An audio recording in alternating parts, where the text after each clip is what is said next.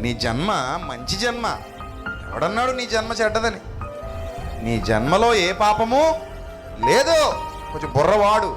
నీ జన్మలో ఏ పాపం లేదు. నీ జన్మ మంచిదే. మంచి జన్మే నువ్వు పొందుకున్నావు. దేవుడు నీకు మంచి జన్మనిచ్చాడు. ఆ మంచి జన్మ పొందుకున్న నువ్వు, మంచిగా పుట్టిన నువ్వు, యథార్థవంతుడిగా పుట్టిన నువ్వు తర్వాతి కాలంలో చెడ్డవాడిగా, చెడ్డదానిగా మారావు.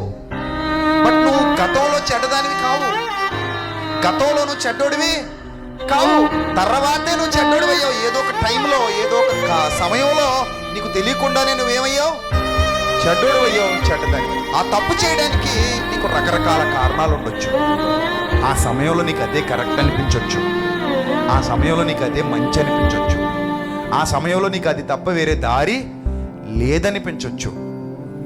కానీ ప్రపంచం నీతిమంతుల వేషం ధరిస్తుంది. నిన్ను నింద వేయడానికి, నీ మీద రాళ్ళు వేయడానికి.